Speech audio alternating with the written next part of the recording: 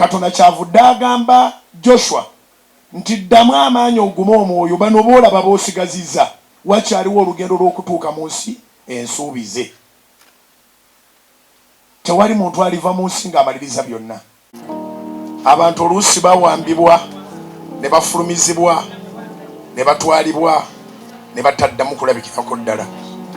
Naye tukwebaza nti ffenna abali wano tufunyeeko ku mukisa okujjanjaba Paul Kato Lubwama okutuuka lwavuddewo. Tukwebaza olw'ekyo nti watuwa omukisa omujjanjaba titune kye tukabira nti singa tujjanjabyeko tafudde aksidenti.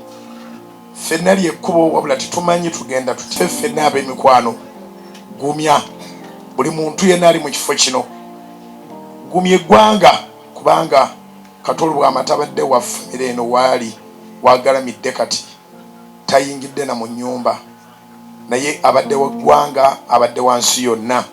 Buli muntu gy'ali Mukama mugumye era nkwegayiridde mpa ekisa. Obwedda nsaba ekisa neebuuza Mukama ntandikirawa okwogera ku mukwano gwange, naye mpa ekisa Mukama nneme kubeera nze gw'oba obeerawo era gw'oba oyogera naffe ffenna nga nange oyogera nange mu linnya lya Kristo Yesu Mukama ffe, amiina.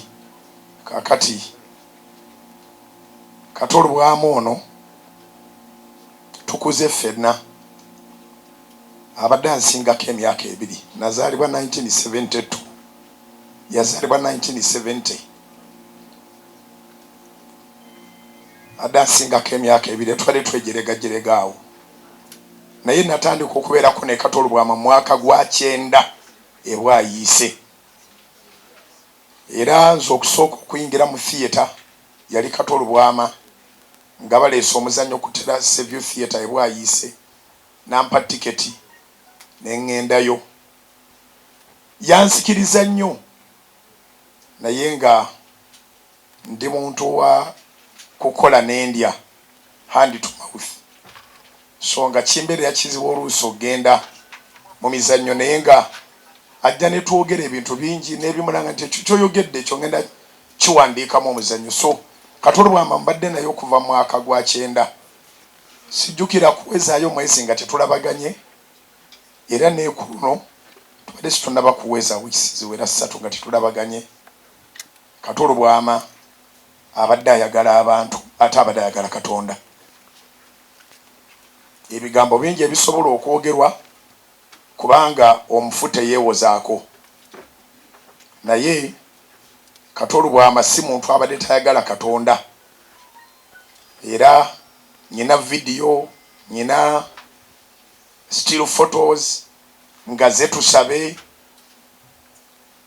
n'afukamira nga takakiddwa tawaliriziddwa, ne muteekako emikono ne muteekako amafuta ne tusaba. N'angamba nti gwe waakiri nkukkiririzaamu kuba nakulaba era manyi nga wooli si ggwe, si magezi gaffe, abadde Katonda. So n'afukamira ne tusaba. Ne bwe yali agenda ettaka twasaba, ennaku ezo twali twakamaliza essaala yaffe, so bwe twamala okusaba awo bagitambuza ku social media.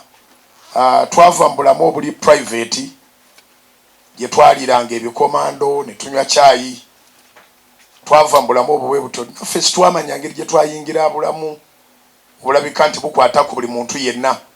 Ne bwe muba temuyinaawo wa kamera era ogenda olaba nga kye mukoze nga ddakiika emu bakisuddeyo. Naye tuli wano okujaguza obulamu bwa Kato Lubwama, era nze ku lwange is a hero. Kato Lubwama is a hero ko mu theatre, mu National Theatre, naye ate agendako ne mu Parliament bwe nakitegeddeko. So gye tuva mu ghetto nnyo. Ffe bantu abataali na ssuubi nti balitwalayo ebirango byaffe ne bisomebwa nti twafudde. Naye Kato Lubwama, I celebrate him nti yatuuka n'okukola TV. You can imagine abantu abadde batasuubira kutwalibwa birango kubisoma, n'akola TV. Era bwe yali agijjawo yajja n'aŋŋamba nti wabula oli musajja. Ne mugamba ne siri musajja wabula Katonda yannyambye nyina abantu banyambako teyandisobodde kutambula nanga nti effe ebyaffe bizibu abantu ne bembalaga emizannyo nga mirungi tebayinzaga nti basonde musasule bino mukole operation cost nanga nze njitadde naye nangamba nti ayagala sente ezivudde mu TV n'endala z'anaabafunye azimbe wano kasozi kana azimbewo theatre production. In fact plan ze zibadde za kuva mu nnyumba eno azimbe walala wano wabeerewo production ya Katemba, music ne films n'ebirala bingi. So nsaba abakungubazi bannange tutwale ensonga eno nga nkulu, omuntu yenna omukulu ali wano, omusajja ono ajja kusanyuka nnyo gy'anaabeera nga ekintu kye yali aloota kikoleddwa kituukiddwako. Yapangisa ekizimbe oba kya Muyindi awo Cold Kampala, era nampita ntugende tulambula nanga nalese obutebe bulungi ne mu kaseera katono nga theatre ne bagijjeewo kubanga yali apangisa bupangisa. Owekitiibwa Right Honorable anti kakati emitwe gy'atabuse dda Deputy Speaker wa Parliament, tusaba kubanga betutuma gwe tuba tutumye omuntu omutuufu. Mu Uganda mulimu theatre emu nze gyemmanyi, National Theatre. Tusaba mukituteere mu nkola wabeerewo theatres eziwera mu bitundu ebitali bimu. Abantu baba ne stress, abantu baagala okugenda okusanyukako, okusekako, okukyusa ku bulamu. Obulamu tebuli serious throughout, bwagalamuuko okulirakisinga. So kijja kuba kyamaanyi nnyo Parliament bweyisaayo ekiteeso ekizimba theatre nebbulwamu amannya g'omusajja ono, nebbulwamu amannya ga omulongo Kato Lubwama.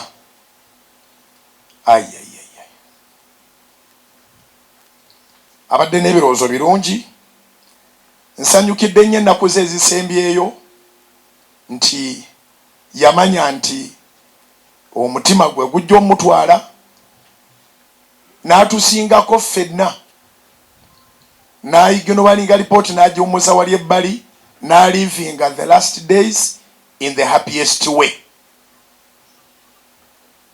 Abadde musajja bw'aba ayagala kyannyanja akifuna, bw'aba ayina mukwano gwe nga baleeta kiri n'agamba nzijjaawo kukima kyannyanja ndowooza mikwano gye mwenna mukimanyi. Asanyusa, abadde musanyufu. Badde ku ndiri baamutegeeza obulwadde bw'omutima si bwangu nnyo, naye eŋŋenda yonna gye yagenzeemu ye yagenze musanyufu. Ekituufu kiri nti tetuyinza kusanyuka, tolina wootandikira kusanyuka, naye ng'ekiraamo kye kyakuba nti tubeera wano tusanyuke, tuserebulatinga obulamu bwe. Aliivinze bulungi obulamu bwe ne mu nnaku ezisembayo. Olwaleero tukuŋŋaanye wano tulina okusoomoozebwa obanga ddala naffe bwe tuli batuvudde mu nsi tunaafuna akakisa kano. Guno guba mukisa gwennyini okukuŋŋaanya abantu ab'engeri ezitali zimu ne bakuŋŋaana nga tewali akaayana na munne. Wano waliwo buli kibiina kya byabufuzi, waliwo endowooza eza buli ngeri. Obwedda ndaba baganda bange Abasiraamu, Sigida weeziri, Sapule weeziri, abalokole weetuli, tewaliiwo akaayana na munne. Eno embeera ekkakkanya. So tukubire Mukama engalo ez'amaanyi nti omusajja ono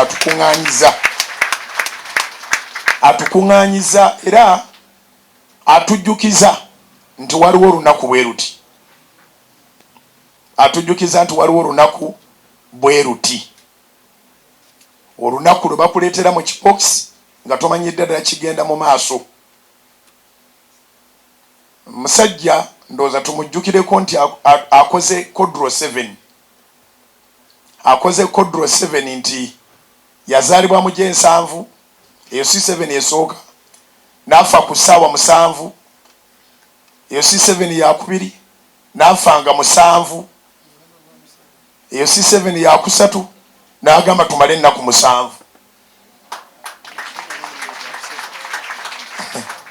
So ate nga ffe Bibiri kale tukimanyi nti 7 is a number of perfection.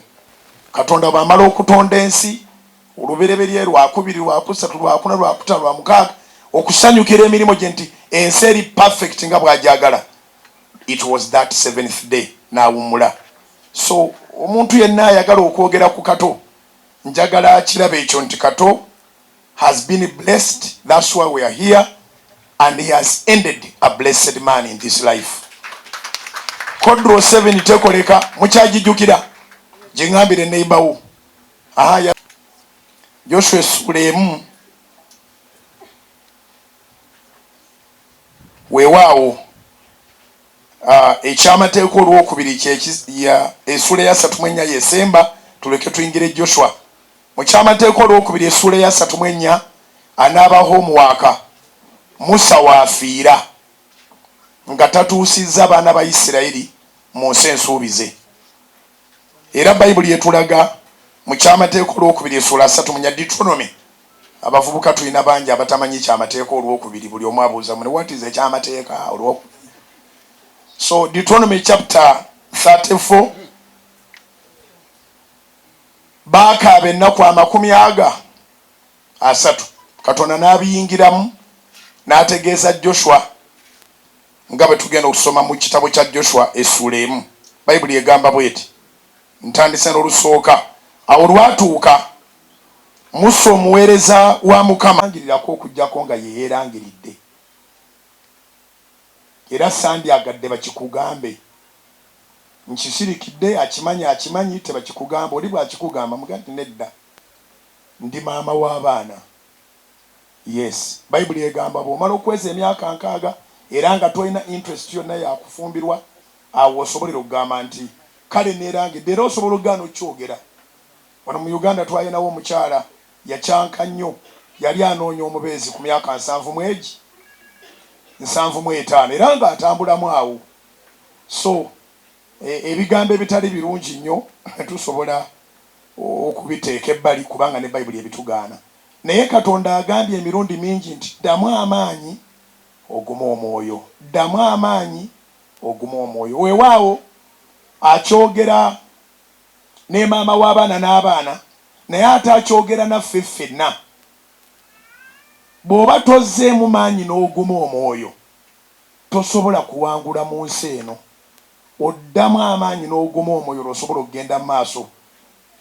Tulabye abantu nga baweddemu amaanyi ne betta.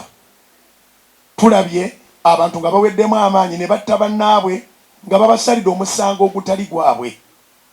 Nalumwa nnyo omukuumi bwe yatta minisita, nga minisita si ye paymaster, si yateeka okumusasula. N'abalala bangi ndowooza okuva ku olwo abantu bagenze buli kaseera tufunayo nti onasoono ono yesse onalese kanooti onaakoze bw'ati. Naye ekiba kibulamu kintu kitono nnyo, kuddamu maanyi mu Mukama waffe na kuguma mwoyo. Eno ensi tewaliwo gwegondera, wabula egonda nga weesize Katonda. Tewaliwo omuntu ayina waaluma ensi ng'agamba wennuma wagonda. Buli gw'osanga agamba ensi ekaluba, ensi ekaluba. Naye Mukama waffe Yesu yakitugamba. Osobola okuwandiika notisi mu kitabo kya Yokaana